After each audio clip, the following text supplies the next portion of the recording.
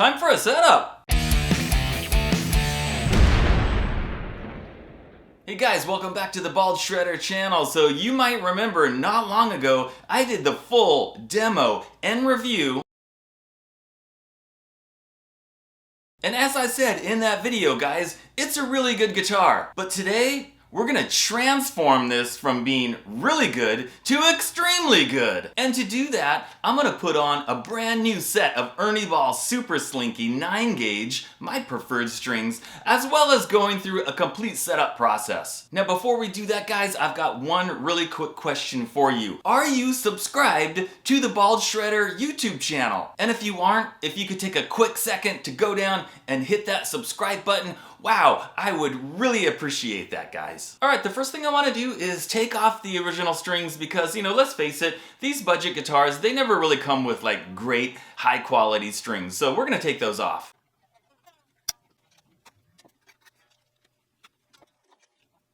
Sometimes when you're trying to get these strings out of the trem, they're kind of like stuck, kind of jammed in there. And all I did was I took the little tiny, the smallest Allen wrench, the same one that comes with the guitar to adjust the bridge, and I just poked it in from the top down in the hole and just kind of pushed it, which kind of, you know, forced the little ball end to come out, and real easy to do. All right, I got all the strings off, guys, so now it's stringless. Okay, so now I'm gonna continue with the rest of the process, and I'm gonna shift the camera view down to, I'm gonna have the guitar on a table here, and I think you guys will be able to see what I'm doing better that way. All right, what I'm gonna do next is I'm gonna use my notched straight edge to see if the neck is perfectly straight or not. And if it's not straight, then I will do an adjustment on the truss rod. So let's check it out here.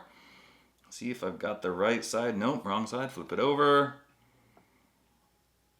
Okay, we got it on there. And I can tell already that it's not straight. So kind of hold it up like this. And I can see that, yeah, I'm gonna have to turn the truss rod a little bit. Turning the truss rod is easy, guys. You've got the hole down here at the headstock, and I'm gonna put the Allen wrench in there like that. And pretty much is what you do is you look down from the headstock like this. So I'm looking down at it, and just remember it's righty-tighty, lefty-loosey. And in my case, it was a little bit too tight, so I'm gonna turn it to the left a little bit, and then I will check it again with the notched straight edge to see if it's straight. Okay, turns it to the left, lefty-loosey. Let's check it again with the notched straight edge. Here we go. Okay, it's a little better than it was, but I'm gonna need to turn it some more. Turn it again, lefty-loosey.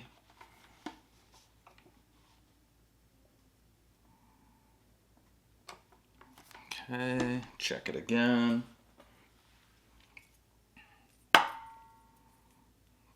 Careful when you're messing with this. You don't want to ding your guitar, scratch your guitar. I think it's still not quite straight. Let me take a look this way.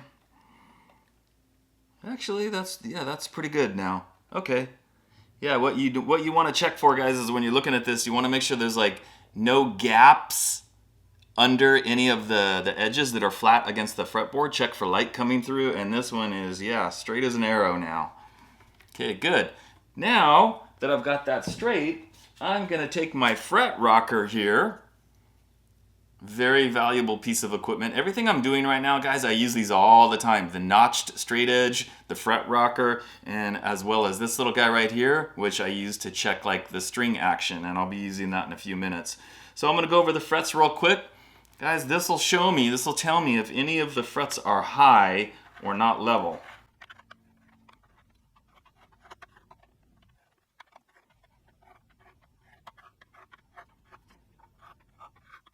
Okay, so basically, guys, there was one fret that was a tiny bit high, barely, and it was only one fret. That is not enough for me to like sit there and go, oh, I need to do a full fret level and fret dress. Nope, I'm gonna leave it as is, but what I am gonna do is clean up the frets. Now, since these frets are not really grungy or extremely dirty or anything that, what I'm gonna do is I'm gonna go over the frets with a piece of microfiber cloth. If the frets were really dirty and they really needed to be polished like badly, I would use steel wool. But that's a more involved process, and you gotta be a lot more careful with that because steel wool is metal. But for this, it's pretty easy. So I'm just gonna take the microfiber cloth and I'm just gonna, put a little elbow grease in it and polish up the frets. And it's gonna make them a little bit cleaner and a little bit shinier. But like I said, the frets were already in pretty good condition.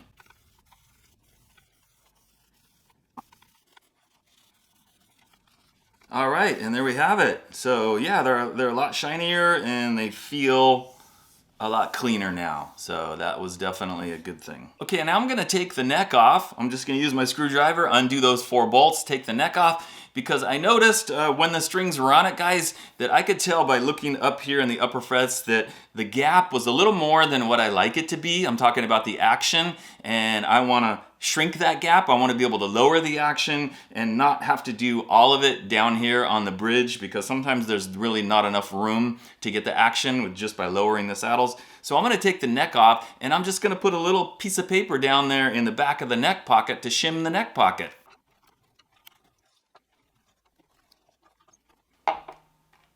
Looking at the neck pocket here, guys, it's nice and clean. Like sometimes there's a bunch of debris or little pieces of wood or dust or whatever. I mean, the colors kind of varies and stuff, but that doesn't matter. It's nice and smooth and flat, and that's a good thing. Okay, so for the shim, I've just got like a little piece of construction paper, and I used my scissors to cut it into the shape so that it fits right in the back of the neck pocket. I'll show you guys.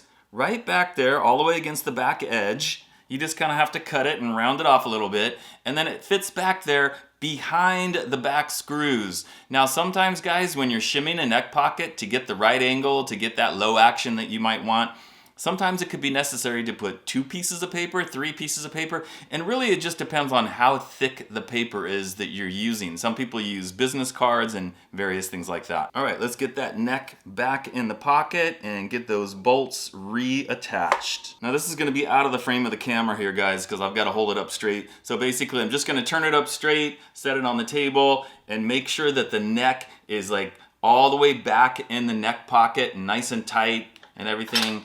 And right where it should be, which it is. And then I'm just gonna take my screwdriver again here, and I'm just gonna tighten the 4 bolts. All right, and there we go, guys. And actually, I think it's a little bit more snug in the neck pocket than it was before, because before I took the neck off and tightened it up, there was just a tiny little gap on this edge between the the body and the neck, and by taking it off and then putting it in there really tight and tightening the screws really tight, it basically squeezed it together. So now it's better. Time for the Ernie Ball Super Slinkies.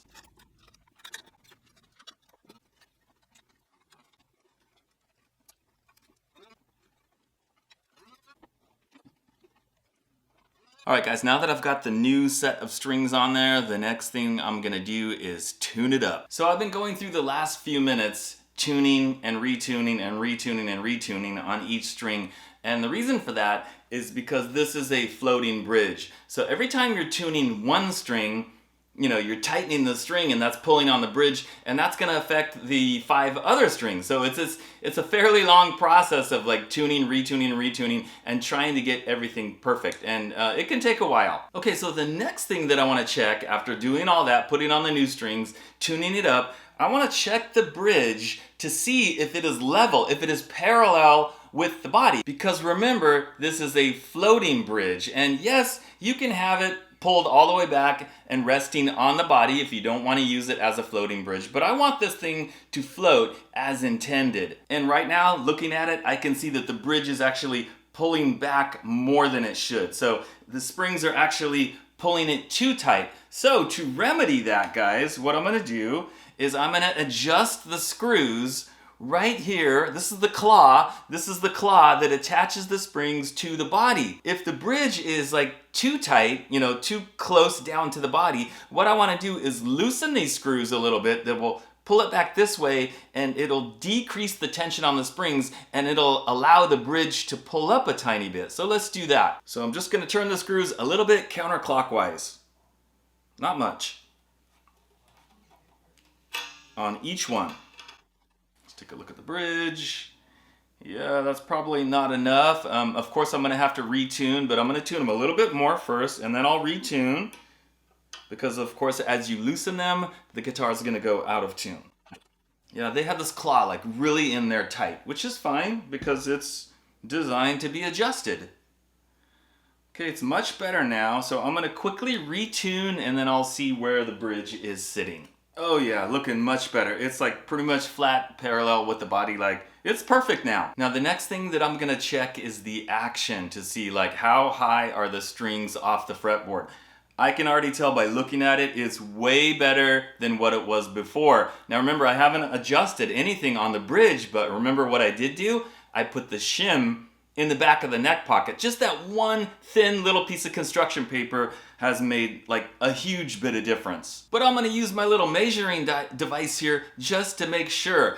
What I like, guys, and what my preference is I like the measurement on the high E string at the 12th fret to be about 1 millimeter. So let's check and see what it looks like.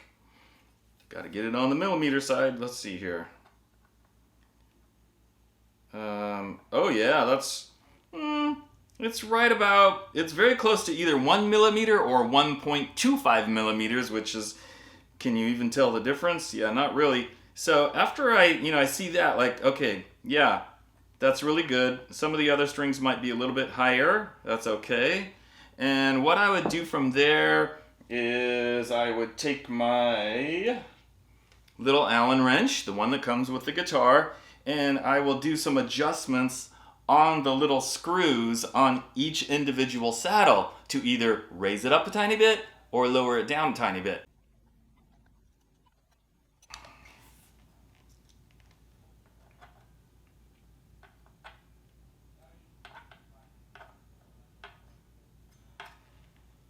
And then we tuned it up again. So what I was doing there, guys, is I was doing two things. I was testing to see if like any notes were buzzing out in case there were like any high frets. But remember, I went over it with the fret rocker and there was only one fret that was a tiny bit high. So I wasn't really expecting to get that.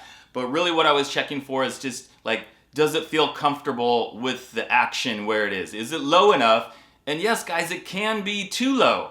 And especially depending on the size of the frets. So this doesn't have jumbo frets, it's got just kind of regular medium frets.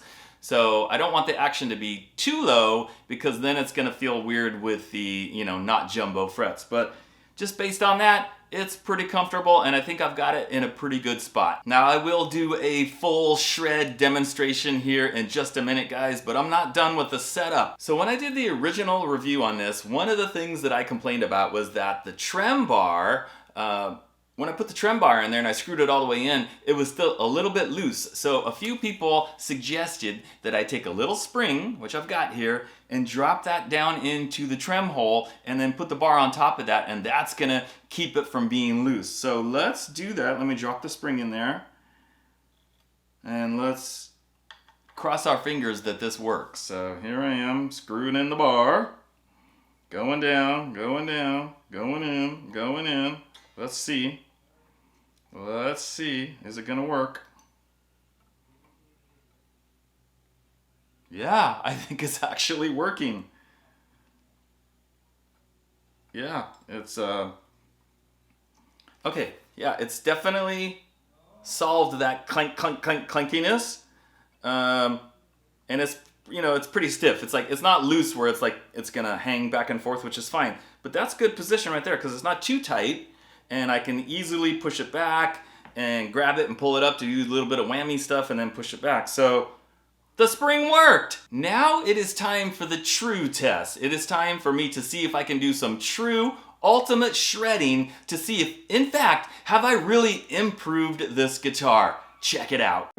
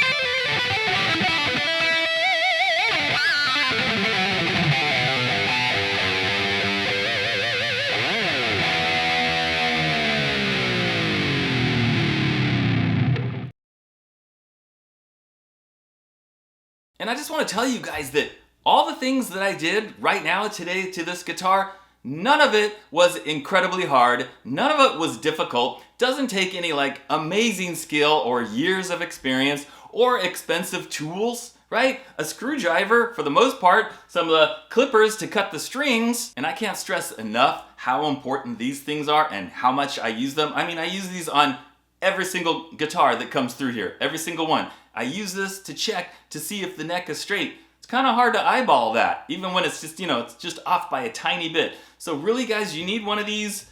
The fret rocker, you want to check the frets to see if they're level or not. And this one really comes in handy because if you know where you want your action set, you use one of these to check it and then you adjust it and you get it where you want it. So I'm going to have a link in the description where you can get a set of this stuff for not very expensive. And of course, I'm going to have a link for this awesome guitar, the Fesley FDK800. All right guys, so that's it. And let me just say, it is time for you guys to start setting up your guitars. Thanks for watching, and I'll see you next time.